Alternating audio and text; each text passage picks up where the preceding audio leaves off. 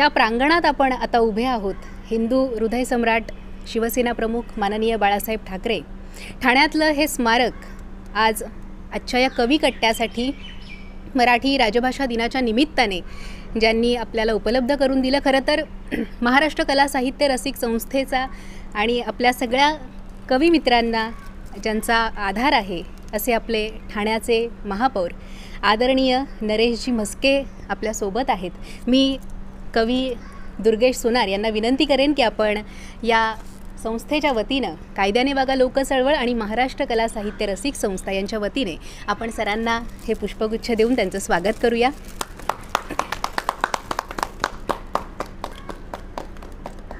Sir, मनापासून धन्यवाद. तुम्ही वेळात वेळ काढून आज उपस्थित राहिलात आणि फार सुंदर खरं तर ठाण्यातलं हे स्मारक आहे. या प्रांगणामध्ये आज हा मराठी राजभाषा दिनानिमित्त सगळा कवी सोहळा, कवितेचा सोहळा इथे आज साजरा होतो आहे. फार बरं वाटतं आहे सर. असाच आम्हा सगळ्या कलावंतांच्या सोबत तुमचा सहभाग असावा ही विनंती. मी या राजभाषा दिनाच्या निमित्ताने सर तुम्हाला विनंती करते की 2 शब्द आपल्या रसिकांसाठी आज सांगावेत. कायद्याने वागा ही लोकचळवळीच्या मार्फत मराठी राजभाषा दिनाच्या निमित्ताने कोविडचं वाढता संसर्ग, जाहीर कार्यक्रमांना बंदी, अर्थात ती बंदी चांगल्यासाठी आहे, आपल्या स्वतःचा जीव वाचवण्याकरता आहे, परंतु मराठी राजभाषा दिन साजराही व्हायला पाहिजे. त्यानिमित्त मराठी भाषा चळवळ पुढे जायला पाहिजे आणि याकरता कविकट्ट्याचं आयोजन कायद्याने वागा या सामाजिक संस्थेने केलेलं आहे. या सर्व साहित्यावरती प्रेम करणारी मंडळी आहेत. मराठी भाषा ही साहित्य लोकांपर्यंत जेवढं पोचेल, लोकांच्या मनाचा जोपर्यंत ते मनाचा गाभा ते पकडत नाही तोपर्यंत मराठी भाषेबद्दल इतर भाषिकांनासुद्धा प्रेम निर्माण होणार नाही. आणि हे मोठं काम तुम्ही सर्व मंडळी करताय. तुम्हा सगळ्यांना माझ्याकडनं हार्दिक शुभेच्छा. आणि अशा प्रकारचे कार्यक्रम, अर्थात कोविड नसतं तर ह्या ठिकाणी खूप चांगले कार्यक्रम ह्या ठिकाणी झाले असते. मी तर ह्या ठिकाणी साहित्य, नाट्य, या सर्व कला, या सर्व कलाकृती ठाण्यात एक चांगलं माहेरघर मिळावं आणि याकरता हे सर्व वास्तू या ठिकाणी तयार केलेली आहे.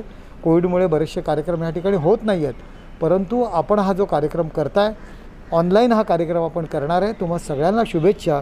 आणि अशाच प्रकारचे कार्यक्रम कोविड असतानासुद्धा कमी संख्येत सुरक्षित अंतर ठेवून आणि कोविड नसतानासुद्धा जाहीरपणे आपण ह्या ठिकाणी कार्यक्रम करा. ह्या ठिकाणी आपल्याला एक मोठी चळवळ उभी करायची आहे. तुमचा सहभाग नक्की आम्हाला हवा आहे. बऱ्याचशा संस्था या ठिकाणी येऊन कार्यक्रम करणार आहेत. आपला एकच उद्देश आहे की मराठी कला या ठिकाणी जोपासल्या पाहिजेत आणि नवीन पिढीमध्ये त्याच्याबद्दल आवड निर्माण व्हायला पाहिजे आणि याकरता आपण हे सर्व गोष्टी करतो आहे. तुम्हा सगळ्यांना माझ्याकडनं हार्दिक शुभेच्छा. धन्यवाद. जय हिंद, जय महाराष्ट्र. जय महाराष्ट्र. नमस्कार. कविवर्य कुसुमाग्रज यांचा जन्मदिवस अर्थात मराठी राजभाषा दिन आपण साजरा करतोय. या मराठी राजभाषा दिनाच्या सर्व मराठी रसिकांना, साहित्यिकांना मनापासून सदिच्छा. मी वृषाली विनायक. आज महाराष्ट्र कला साहित्य रसिक संस्था आणि झिम्माड काव्य समूह आणि आमच्या ठाण्याचे महापौर आदरणीय नरेशजी म्हस्के यांच्या संयुक्त विद्यमाने या कविकट्ट्याचं आयोजन आपण केलं आहे. मराठी राजभाषा दिनाचं निमित्त जरी असलं तरी गेल्या वर्षभरात आपण एका वेगळ्याच परिस्थितीचा सामना करतो आहे. या वर्षभरात बरीच महत्त्वाची रसिक मंडळी, कलावंत मंडळी आपण खरं तर गमावली आहेत. ही सल कुठेतरी मनात आहेच, परंतु प्रवास निरंतर सुरू राहतो, ते अपरिहार्य असतं आणि त्यामुळेच ही सल काळजात जपत, या सगळ्या कलावंतांच्या आठवणी काळजात जपत आपण आजच्या कार्यक्रमाला सुरुवात करतोय.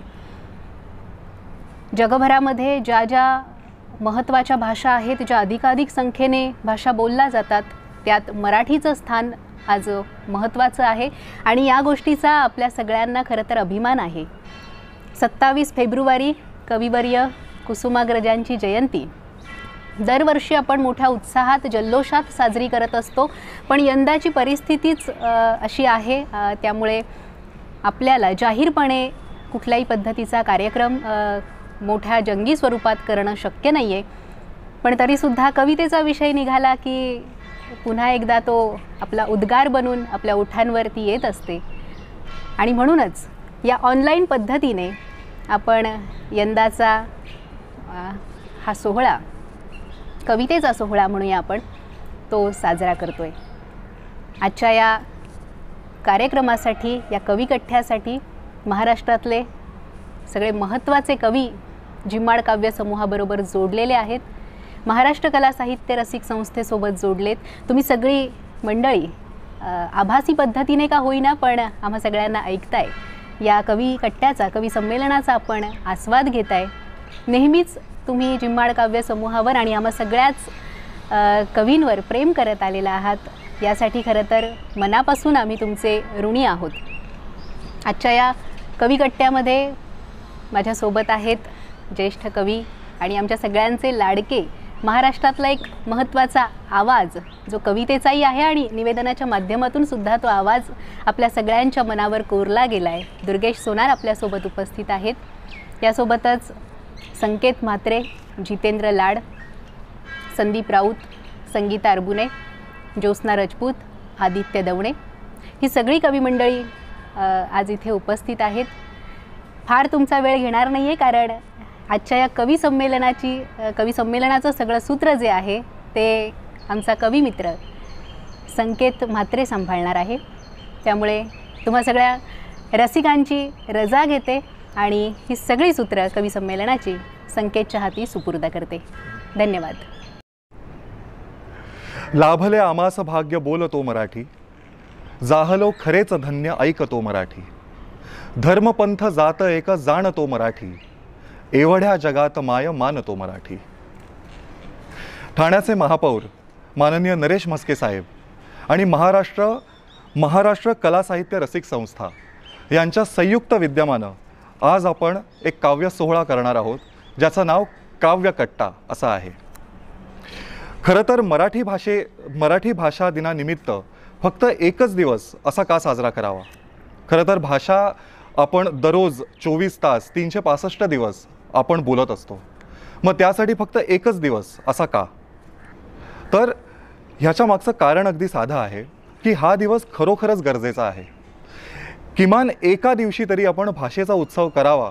ह्या भाषेमुळे मराठी भाषेचा गौरव काय आहे, समृद्धी काय आहे ही कळावी, ह्यासाठी हा दिवस आहे.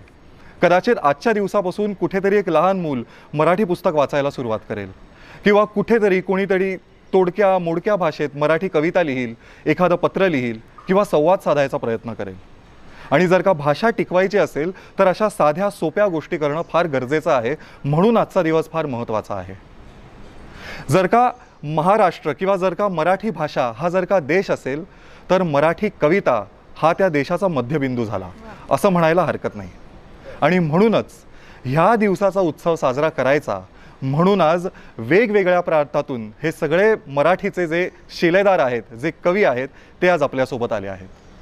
हे कवी फक्त कवितेसाठी सरस आहेत म्हणून नाही, तर हे कवी फार प्रामुख्यानं मराठीसाठी फार विविध असे उपक्रम हाती घेत आहेत. म्हणून सुद्धा यांचं महत्त्व फार मोठं आहे. तर आता जाऊया आपल्या पहिल्या कवीकडे. हा जो पहिला कवी आहे हा केवळ कवी नसून एक फार मोठा पत्रकार सुद्धा आहे. पत्रकारच फक्त नाही तर साहित्याचा आस्वादक, रसिक सुद्धा आहे.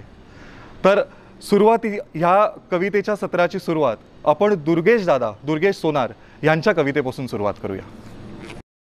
नमस्कार. मराठी राजभाषा दिन आपण साजरा करत असताना एकूणच मराठी भाषा जी आहे ती आपली मातृभाषा आहे आणि या मराठी भाषेचा गौरव या निमित्ताने खरं म्हणजे आपण करतो आहे. या मराठी भाषेचं वैभव ते नेमकं काय? मला असं वाटतं की या मराठी भाषेचं वैभव त्यातल्या वेगवेगळ्या बोली भाषांमध्ये आहे. महाराष्ट्रातले जे वेगवेगळे प्रांत आहेत, विभाग आहेत, त्या विभागानुसार बदलत जाणारी मराठी ही अतिशय आपल्याला जिव्हाळ्याची वाटते, आपली वाटते, अतिशय रसाळ अशी ही भाषा आहे. त्यामुळं या मराठीचं गुणगान करणारी कविता तुमच्यासमोर मी ठेवतो आहे. पहा. कधी तुकयाची अभंगवाणी ज्ञानेशाची ओवी ग, कधी तुकयाची अभंगवाणी ज्ञानेशाची ओवी ग, माय मराठी बहुरसवंती अक्षर अमृत बोली ग. कधी तुकयाची अभंगवाणी ज्ञानेशाची ओवी ग, माय मराठी बहुरसवंती अक्षर अमृत बोली ग. मराठवाडी कधी वऱ्हाडी, मराठवाडी कधी वऱ्हाडी अहिराणीचा मेवा ग. मराठवाडी कधी वऱ्हाडी अहिराणीचा मेवा ग. कधी कोकणी मालवणीचा, कधी कोकणी मालवणीचा तोरा काळीज ठेवा ग. कितीक भाषा आल्या गेल्या, कितीक भाषा आल्या गेल्या फरक तरी ना पडला ग. कितीक भाषा आल्या गेल्या फरक तरी ना पडला ग. झरा असा हा माय बोलीचा मुळी कधी ना अडला ग. झरा असा हा माय बोलीचा मुळी कधी ना अडला ग. लोकवाणी ही माय मराठी, लोकवाणी ही माय मराठी सुखे नांदते जगतात. लोकवाणी ही माय मराठी सुखे नांदते जगतात. कौतुक होते जरी परकीचे, कौतुक होते जरी परकीचे माय माऊली हृदयात, माय माऊली हृदयात. त्यामुळे या माय माऊली जी आपल्या हृदयात आहे, ती हृदयात असलेली माय माऊली आपल्या कवितेच्या माध्यमातून आपण सगळे मांडतोय. आणि मला असं वाटतं की ही कविताच अक्षर असते, ती अक्षर वाङ्मय असते. म्हणून कवितेने इतुके द्यावे की भरून जावी झोळी, मी निघून गेल्यावरही मागे उराव्या ओळी, मी निघून गेल्यावरही मागे उराव्या ओळी. क्या बात है. जसं दुर्गेश दादा म्हणाले की मराठी भाषेचा गौरव करणं फार गरजेचं आहे, त्याचं खरंच ते गरजेचं आहेच. याचं दुसरं कारण हेही आहे की मराठी भाषा आजच्या दिवसात, आजच्या जगामध्ये 9 कोटी लोक म्हणतात, पण अशा बऱ्याच भाषा आहेत ज्या लोप पावत आहेत. बऱ्याच बोली आहेत ज्या लोक विसरत आहेत, हरवत आहेत. तर जर का मराठीबरोबर असं घडू द्यायचं नसेल तर आपल्याला सतत ह्या भाषेचा जागर करत राहणं फार गरजेचं आहे, फार महत्त्वाचं आहे. आणि असाच पुढचा जागर करण्यासाठी माझा दुसरा कवी मित्र आज आलेला आहे, ठाण्याचा आदित्य दवणे. आदित्य फार सुरेख असा प्राध्यापक आहे. तो फक्त प्राध्यापकच नाही तर तो व्याख्यानसुद्धा देतो. फक्त लढ म्हणा नावाचा त्याचा एक फार महत्त्वाचा कार्यक्रम सध्या चालू आहे. त्याचबरोबर शिवचरित्र हे तो हिंदीतून सुद्धा सांगतो. आणि एवढंच नाही तर नातवंडांच्या कविता असा तो वृद्धांसाठीचा एक कार्यक्रमसुद्धा करतो. तर असा माझा मित्र आदित्य दवणे हा सुद्धा आज इथे आलेला आहे. तर त्याच्याकडून त्याची कविता ऐकूया. मनापासून धन्यवाद संकेत. सर्वप्रथम सगळ्यांना या प्रातिनिधिक मराठी भाषा दिनाच्या अगदी मनापासून शुभेच्छा. कवी कुसुमाग्रज यांच्या पुण्यात्म्याला स्मरण करून, त्याचं स्मरण करून मी इतक्या शुभेच्छा देईन की आपल्या घरात जी तरुण पिढी आहे, जी आम्ही आमच्या वर्गामध्ये बघतो, त्या तरुण पिढीच्या मनापर्यंत, जिव्हेपर्यंत ही मराठी भाषा पोहोचावी, त्यांच्या मनात ती रुजावी, याकरता आपण प्रत्येकजण या ठिकाणी कार्यरत होऊया. आणि तो निश्चय करून आपण हा मराठी भाषा दिवस साजरा करूया. आणि याच शुभेच्छा या ठिकाणी तुम्हाला सगळ्यांना मी देईन.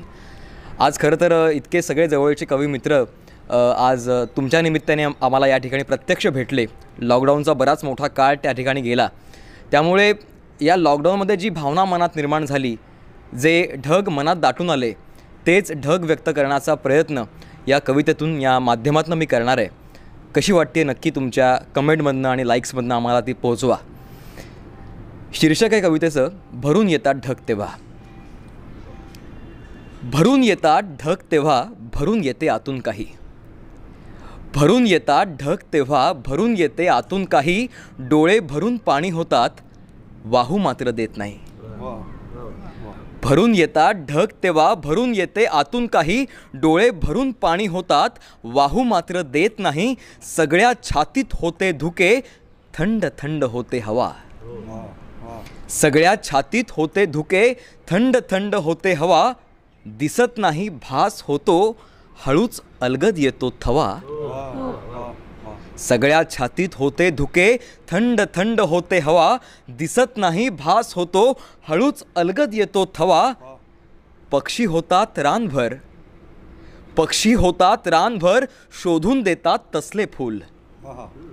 पक्षी होतात रानभर, शोधून देतात तसले फूल. पुन्हा पुन्हा झुरते मन आणि पुन्हा रानभूल.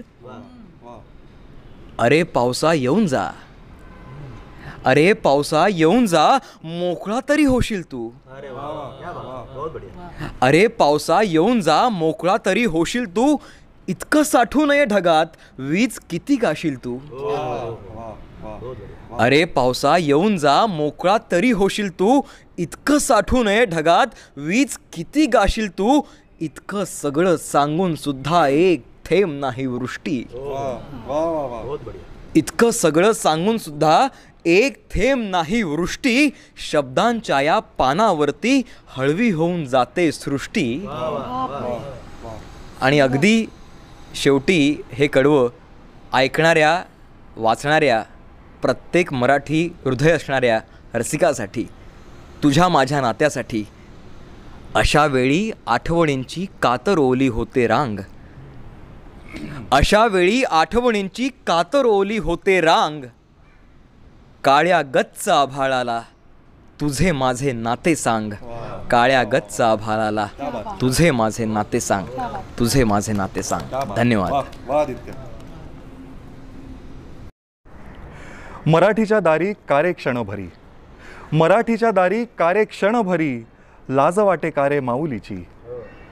दारावर पाटी मराठीत लावू, दारावर पाटी मराठीत लावू, भाजीपाला घेऊ मराठीत. सर्वत्र स्वाक्षरी मराठीत करू, सर्वत्र स्वाक्षरी मराठीत करू, घरीदारी बोलू मराठीत. नाक्या नाक्यावर मिळावी भाकर, सुटावा पापुद्रा मराठीचा, सुटावा पापुद्रा मराठीचा. खरं तर ह्या दिवशी अशोक नायगावकरांच्या या कवितेच्या ओळी म्हटल्याशिवाय राहणार नाही. मराठी कवितेत किंवा मराठी कवितेची जर का समृद्धता आपल्याला बघायची असेल तर विविध काव्यप्रकार बघावे. म्हणजे एकीकडे गझल, एकीकडे गाऊन कविता, एकीकडे गद्यप्रायता, तर दुसरीकडे तितकीच अलवार तरल अशी ही कविता आपल्याला ऐकायला मिळते. तर आता जाऊया या अलवार कवितेकडे, आणि ती सादर करणार आहे कवयित्री ज्योत्स्ना राजपूत. आज मराठी राजभाषा दिनानिमित्त सर्व रसिकांना मनापासून शुभेच्छा. जन्माला आल्यानंतर अंगाईपासून ते अगदी इथे इथे बसरे मोरापर्यंत जी मराठी कानावर पडते आणि तो आपल्या एक जीवनाचा अविभाज्य भाग बनतो, तशा या मराठीचा आज उत्सव आहे. त्यामुळे मनापासून सर्वांना शुभेच्छा. मी माझी एक भाकरी नावाची जी कविता आहे, शीर्षक आहे कवितेचं भाकरी, ती सादर करते. तर आजी, लहानपणी भाकरी करताना तुम्हाला शेजारी बसून शिकवायचीस ना, तेव्हा नाहीच कळायचं नीटसं. आजी, लहानपणी भाकरी करताना तुम्हाला शेजारी बसून शिकवायचीस ना, तेव्हा नाहीच कळायचं नीटसं. तू म्हणायचीस, पोरी, भाकरी आणि बाईचं आयुष्य सारखंच असतं. तू म्हणायचीस, पोरी, भाकरी आणि बाईचं आयुष्य सारखंच असतं. भाकरी कशी गोल गोळा करून मऊ पिठावर तिला सगळीकडून आधार देत थापटून थोपटून वाढवतो, मोठी करतो चंद्रासारखी. भाकरी कशी गोल गोळा करून तिला आधार देत सगळीकडून थापटून थोपटून वाढवतो, मोठी करतो चंद्रासारखी. जसं मुलीला वाढवतो लाडानी कोडानी संस्काराने, जसं मुलीला वाढवतो लाडानी कोडानी संस्काराने, तसं भाकरीचं माहेर परातीतच असतं. तसं भाकरीचं माहेर परातीतच असतं. आणि मग बोलता बोलता आपल्याच तळहातावरून चक्क ती भाकरी तापलेल्या तव्यावर ठेवायचीस. आणि मग बोलता बोलता आपल्याच तळहातावरून चक्क ती भाकरी तापलेल्या तव्यावर ठेवायचीस आणि आपल्याच हाताने पाणी लावत म्हणायचीस, असं पाणी लावावं लागतं तिला, असं पाणी लावावं लागतं तिला. तिला बरं वाटावं, तिला थंड वाटावं किंवा तिला शांत वाटावं म्हणून नव्हे. तिला बरं वाटावं, तिला थंड वाटावं किंवा तिला शांत वाटावं म्हणून नव्हे, तर तव्याचे चटके सहन करूनही तिनं छान फुलावं म्हणून. तर तव्याचे चटके सहन करूनही तिनं छान फुलावं म्हणून. तवा म्हणजे सासर असतं भाकरीचं, तवा म्हणजे सासर असतं भाकरीचं. आणि मग बोलता बोलता भाकरी उपडी करायचीस, आणि मग बोलता बोलता भाकरी उपडी करायचीस आणि भाकरी फुगली की मी आनंदाने ओरडायचे, आजी फुगली की भाकर, उतरवाता खाली. बोलता बोलता भाकरी उपडी करायचीस आणि भाकरी फुगली की मी आनंदाने ओरडायचे, आजी फुगली की भाकर, उतरवाता खाली. तसं दीर्घ सुस्कारा सोडून तू म्हणायचीस नाही का पोरी इतक्यात कुठे. तसं दीर्घ सुस्कारा सोडून तू म्हणायचीस नाही का पोरी इतक्यात कुठे असं म्हणत चुलीतील विस्तव बाहेर काढून तव्यावरील भाकरी उभी करून ठेवायचीस चुलीच्या तोंडाशी विस्तवा लगत.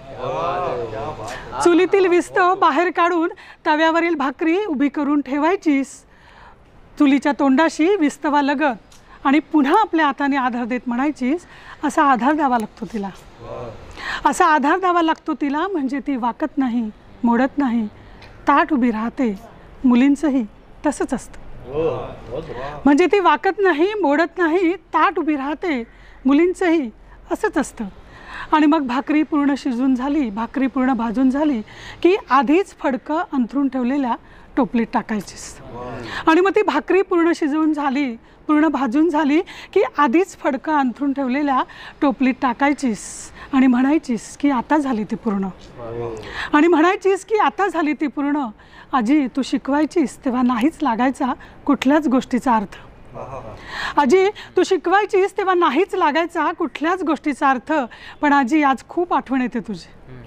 पण आजी आज खूप आठवण येते तुझी. आजी तुझी ती भाकरी आजही तशीच उभी आहे त्या चुलीच्या तोंडाशी विस्तवा लगत. आजी तुझी ती भाकरी आजही तशीच उभी आहे चुलीच्या तोंडाशी विस्तवा लगत. कोणाच्या तरी आधाराची वाट पाहत कोणाच्या तरी आधाराची वाट पाहत. पण आजी तिला तुझ्यासारखं कोणी आधारही देत नाही आणि टोपलीतही घेत नाही. आजी तिला तुझ्यासारखं कोणी आधारही देत नाही आणि टोपलीतही घेत नाही. धन्यवाद.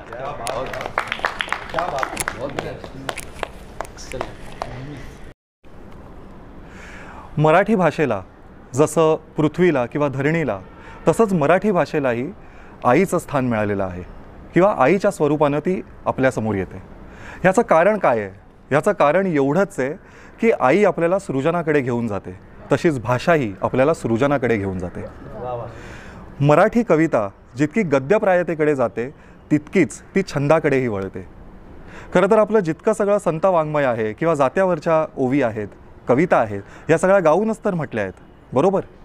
तर जितकं स्थान गद्यप्रायतेचं आहे तितकंच गाऊन म्हटलेल्या कवितांचंही आहे. या गाऊन म्हटलेल्या कवितांचे शिलेदार तर खूप आहेत पण हा आजचा आमचा जो एक महत्त्वाचा शिलेदार आहे त्याचं नाव आहे जितेंद्र लाड. जितेंद्र लाड महाराष्ट्रभर गाऊन कवितांचे कार्यक्रम करत असतो. तर एवढंच नाही तो बऱ्याच कवितांच्या या सगळ्या चळवळीमध्ये फार सक्रिय असा त्याचा सहभाग असतो. तर ऐकूया जितेंद्रकडून त्याची कविता. नमस्कार. मराठी राजभाषा दिनाच्या सर्वांना खूप खूप शुभेच्छा. खरं तर एक काळ आपण खूप वाईट अनुभवला आहे सगळ्यांच्याच तो वाट्याला आला आहे.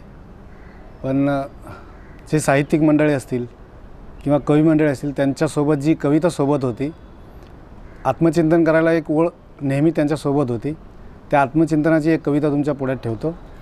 कविता अशी आहे. मानसाचा उभा जन्म मानसाचा काळ मानसाचा उभा जन्म मानसाचा काळ मानसाला मानसाची सावली विटाळ मानसाला मानसाची सावली विटाळ मानसाचा उभा जन्म मानसाचा काळ मानसाला मानसाची सावली विटाळ स्पर्श टाळणारी आली महारोगराई स्पर्श टाळणारी आली महारोगराई ऊन बांधलेलं काटा टोचलेल्या पायी ऊन बांधलेलं काटा टोचलेल्या पायी आपुल्याच वाटेवरी पेरलेला जाळ आपुल्याच वाटेवरी पेरलेला जाळ मानसाला मानसाची सावली विटाळ कसे झाले कोरडे हे काळजीचे डोळे मायेची ठिणगी कशी जीवाला या पोळे कसे झाले कोरडे हे काळजीचे डोळे, मायेची ठिणगी कशी जीवाला या पोळे. हाकेवर आहे घर अनोळखी नाळ, हाकेवर आहे घर अनोळखी नाळ. मानसाला मानसाची सावली विटाळ, मानसाला मानसाची सावली विटाळ. पोरकी झाली घराला काळजाची नाती, पोरकी झाली घराला काळजाची नाती. पेटलेली भूक आग उंबऱ्याच्या माथी, पेटलेली भूक आग उंबऱ्याच्या माथी. ओळखीच्या दारामधी रडावं आभाळ, ओळखीच्या दारामधी रडावं आभाळ. मानसाला मानसाची सावली विटाळ, आपुल्याच हातामध्ये आपुलीच राख, आपुल्याच हातामध्ये आपुलीच राख. दुःख लपवून ऐकू हुंदक्याची हाक, दुःख लपवून ऐकू हुंदक्याची हाक. उगवू दे रोज लख नव्याने सकाळ, उगवू दे रोज लख नव्याने सकाळ. मानसाला मानसाची सावली विटाळ, मानसाचा उभा जन्म मानसाचा काळ. मानसाला मानसाची सावली विटाळ, मानसाला मानसाची सावली विटाळ, सावली विटाळ. धन्यवाद.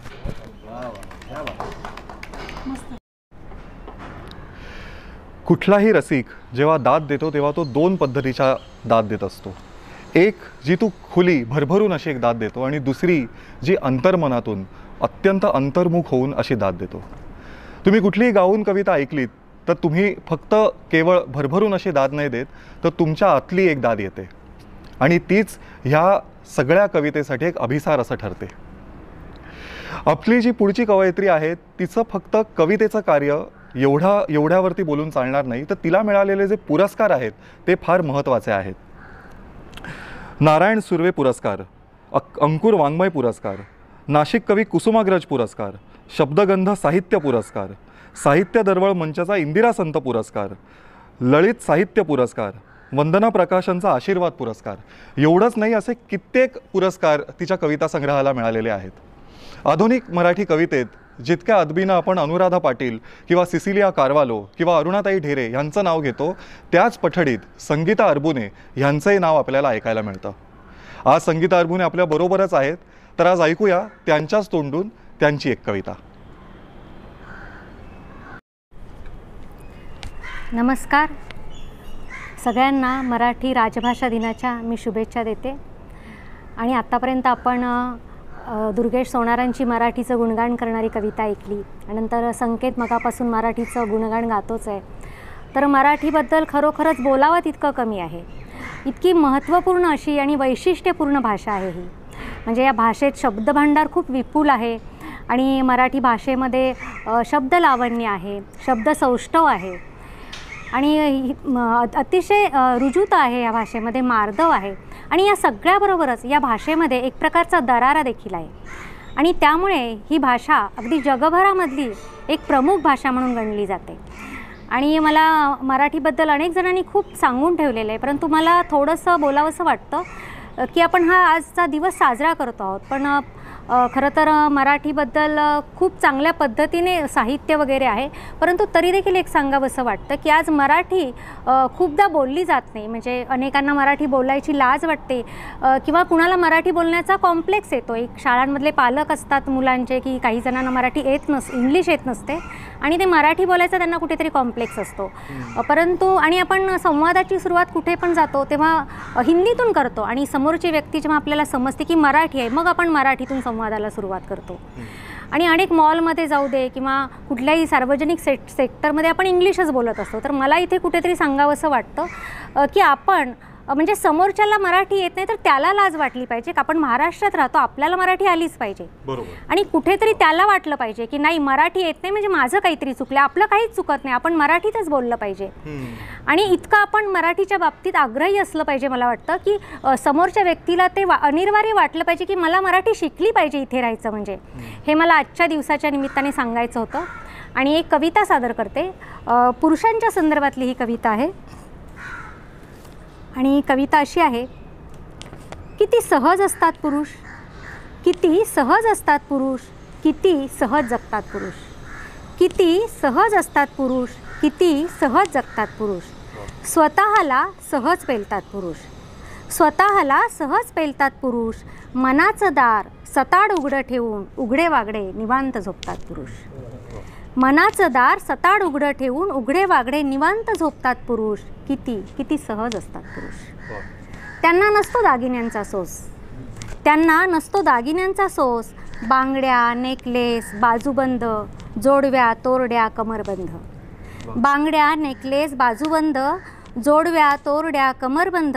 बांधून ठेवत नाहीत ते कशाने स्वतःला, बांधून ठेवत नाहीत ते कशाने स्वतःला. शर्टचं वरचं बटनही फारसं लावत नाहीत पुरुष. शर्टचं वरचं बटनही फारसं लावत नाहीत पुरुष. बांधली तरी टायची गाठ पुन्हा पुन्हा सैल करतात पुरुष. बांधली तरी टायची गाठ पुन्हा पुन्हा सैल करतात पुरुष. किती किती सहज असतात पुरुष. ते करत नाहीत विणकाम भरतकाम, ते करत नाहीत विणकाम भरतकाम. नाही घालत टिपा, सुई दोऱ्याशी दुरान्वयही संबंध नसतो त्यांचा.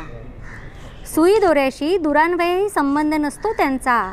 तरीही असंख्य गुंते करून ठेवतात पुरुष. तरीही असंख्य गुंते करून ठेवतात पुरुष.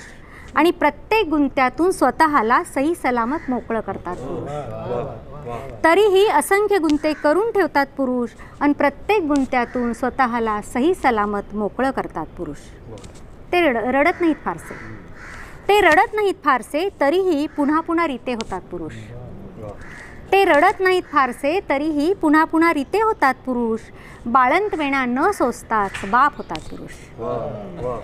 बाळंत वेणा न सोसताच बाप होतात पुरुष. किती किती सहज असतात पुरुष. पुरुष असतात नारळ, पुढचा एका. पुरुष असतात नारळ, पुरुष असतात फणस. पुरुष असतात नारळ, पुरुष असतात फणस. जंगल, माळ, पर्वत, झाड, समुद्र असतात पुरुष. पुरुष असतात नारळ, पुरुष असतात फणस. जंगल, माळ, पर्वत, झाड, समुद्र असतात पुरुष. ओढा, नाला, डबक, नदीतला गाळही असतात पुरुष. ओढा, नाला, डबक, नदीतला गाळही असतात पुरुष. पुरुष असतात राम, पुरुष असतात राम, पुरुष असतात कृष्ण. पुरुष असतात राम, पुरुष असतात कृष्ण. दुर्योधन, दुःशासन, कली असतात पुरुष. पुरुष असतात राम, पुरुष असतात कृष्ण. दुर्योधन, दुःशासन, कली असतात पुरुष. तरीही घरोघरी अतीव श्रद्धेने पूजले जातात पुरुष. तरीही घरोघरी अतीव श्रद्धेने पूजले जातात पुरुष. टोचले, बोचले, सलले, रुतले. टोचले, बोचले, सलले, रुतले. तरीही हवेच असतात पुरुष.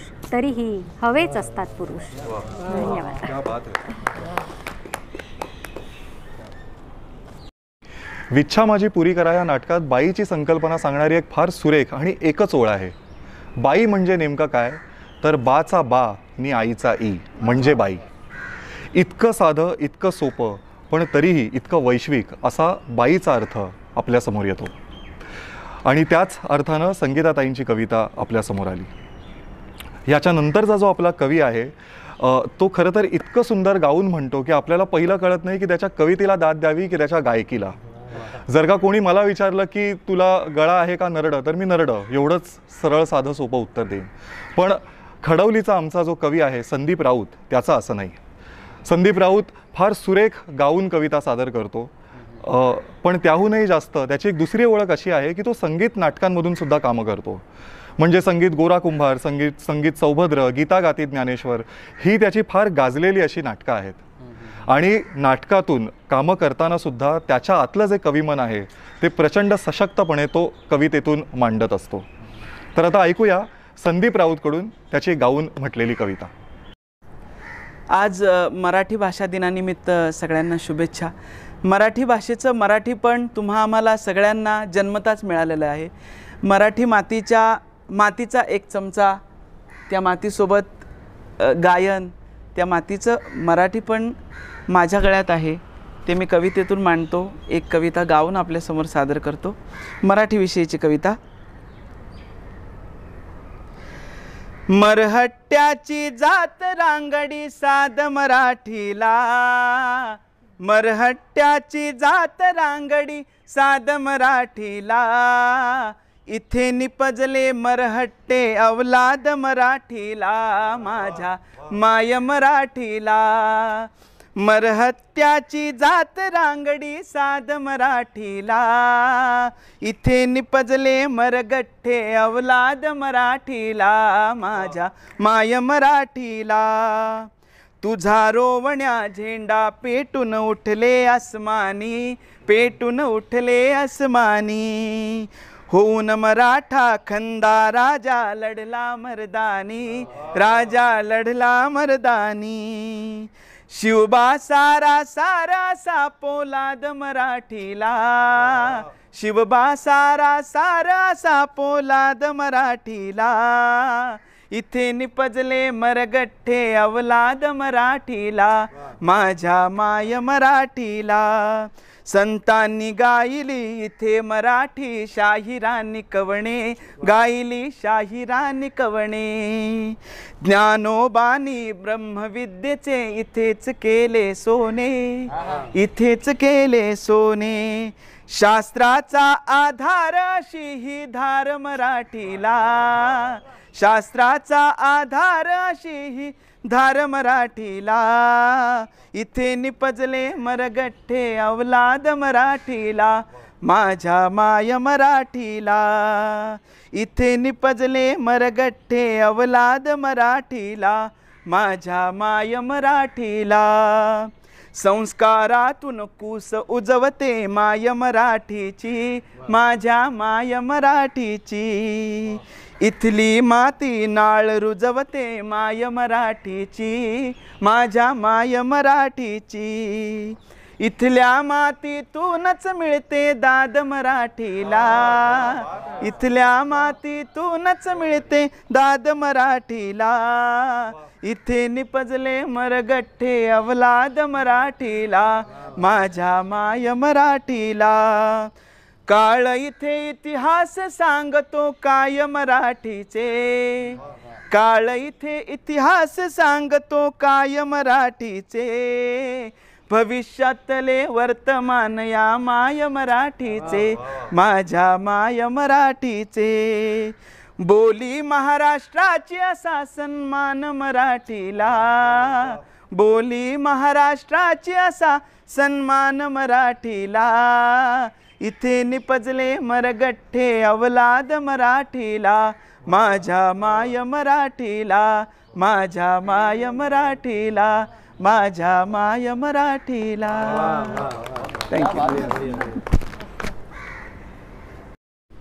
इथल्या मातीतूनच मिळते दाद मराठीला. अगदी खरं संदीप, आणि तुझ्या या दमदार कवितेला ही दाद प्रत्येक रसिकांनी आपापल्या घरातनं दिली आहे आणि ती आपल्यापर्यंत त्यांच्या कमेंटमधनं आणि त्यांच्या लाईक्समधनं पोचलेली आहे. खरंच खूप धन्यवाद. या पुढे जो आपला एक कविमित्र आपल्यासमोर येणार आहे त्याचं नाव संकेत म्हात्रे. आजची ही जी सगळी सुंदर मैफल आहे ती जो घुमतोय अगदी सुंदर पद्धतीने, अगदी सुंदर ओळींमधनं, अगदी सुंदर कवितांमधनं जो घुमतोय तो माझा अगदी लाडका मित्र संकेत म्हात्रे. अगदी क्रॉसओव्हर पोएम्स असेल, अगदी नातवंडांच्या कवितामध्ये त्याचा सहभाग खूप महत्त्वाचा होता. आणि मराठी ही भाषा विश्व पातळीपर्यंत नेण्याचं तो काम तो करतो आहे आणि ते खरंच प्रत्येक रसिकाने वाखाणण्याजोगं ते आहे. तर अशा संकेत माझ्या मित्राला मी त्याची पुढची कविता सादर करण्याची अगदी मनापासून विनंती करतो. मला जायची वेळ आली आहे. सकाळच्या पिवळ्या उन्हावर जीव जडू लागला. इतक्या गोंगाटातही चिमण्यांची निरभ्र चिवचिव ऐकू येऊ लागली. सकाळी बॅग भरताना कपडेही भरावेसे वाटले त्यात. हातांना लाल मातीची ओढ लागली आणि धूळ उडवत जावीशी वाटली सिमेंटच्या रस्त्यांवरती चालताना, की समजून घ्यावं आता गावाला जायची वेळ आली.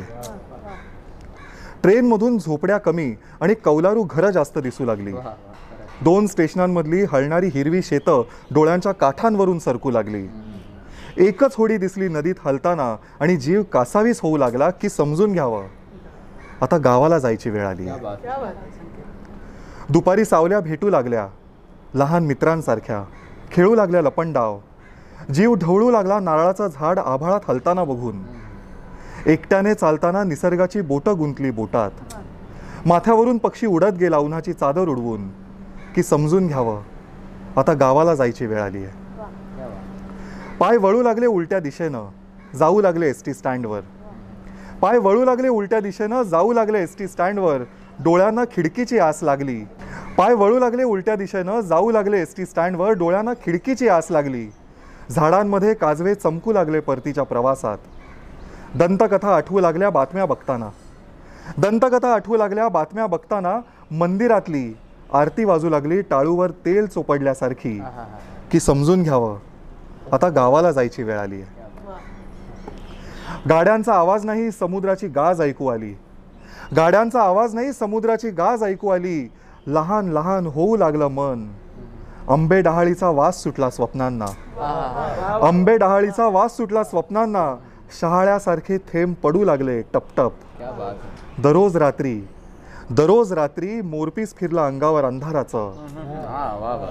वाटू लागलं परतू नये कधीच ह्या प्रवासावरून. वाटू लागलं परतू नये कधीच या प्रवासावरून. जावं एकदाच बाभळीत आणि मिटून घ्यावं झाडांनी दार आपल्या सकट, की समजून घ्यावं आता गावाला जायची वेळ आली आहे. आता गावाला जायची वेळ आली आहे.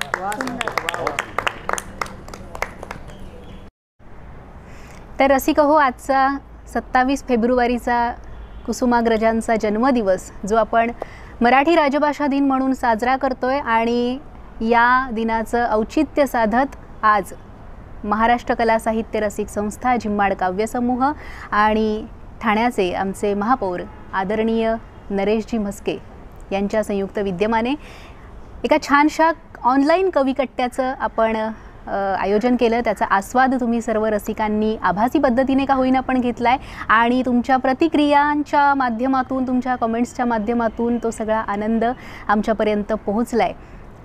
ठाण्यातलं इतकं छान हे स्मारक, या प्रांगणात आपण बसलेलो आहोत. हिंदू हृदय सम्राट, शिवसेना प्रमुख माननीय बाळासाहेब ठाकरे हे स्मारक आपल्याला ठाण्यात उपलब्ध करून देणारे आणि आपल्यासोबत असणारे आमचे महापौर आदरणीय नरेशजी म्हस्के यांनी थोड्याच वेळापूर्वी आपली सदिच्छा भेट इथे दिली. त्याबद्दल मी महाराष्ट्र कला संस्थेच्या वतीने त्यांचे मनापासून ऋण व्यक्त करते. आजचा हा सगळा कविकट्ट्याचा सगळा आनंद तुमच्यापर्यंत पोहोचवणारा आमचा कविमित्र संकेत म्हात्रे, ज्याने खरं तर तासभर खूप छान मैफिलच म्हणू इथे कवितांची आपल्यासमोर उभी केली, आणि कवितांच्या माध्यमातून त्याचं बोलणंच इतकं गोड आहे की तो सगळा कवितेचा गोडवा, त्याच्या भाषेचा गोडवा आपल्यापर्यंत ऑनलाईन माध्यमातून त्याने पोहोचवला. इतकंच नाही तर दुर्गेश सोनार वेळात वेळ काढून आजच्या या कविकट्ट्यासाठी उपस्थित होते. मी त्यांचेसुद्धा मनापासून ऋण व्यक्त करते.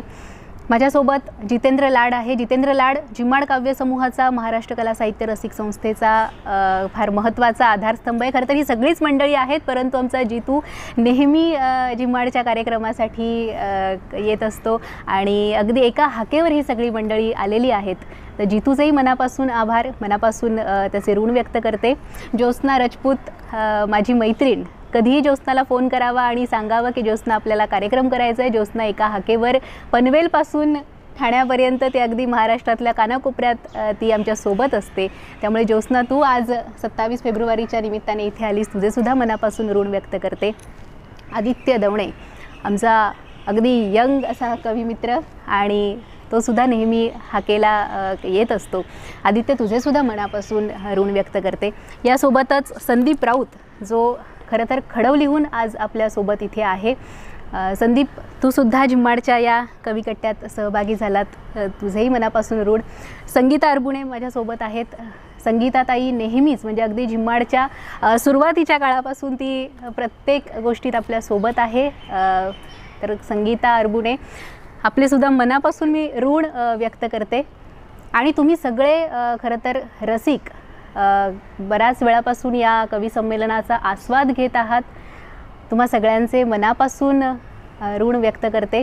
महाराष्ट्र कला साहित्य रसिक संस्था जो कायद्याने वागा लोकचळवळीचा साहित्यिक सांस्कृतिक उपक्रम आहे, महत्त्वाची शाखा आहे, यावर तुम्ही नेहमीच या महाराष्ट्र कला साहित्य रसिक संस्थेच्या माध्यमातून जे जे उपक्रम आपण आजवर करत आलो आहे ते सगळे उपक्रम तुम्ही अगदी आपलेसे केलेत. त्या उपक्रमांना नेहमी साथ दिली आणि आजचा कविकट्टा जो ऑनलाईन पद्धतीने आपण सगळा अनुभवला त्याबद्दलसुद्धा मी पुन्हा एकदा आपल्या सगळ्यांचे मनापासून ऋण व्यक्त करते. आणि पुन्हा एकदा तुम्हा सगळ्यांना मराठी राजभाषा दिनाच्या मनापासून सदिच्छा देते आणि थांबते.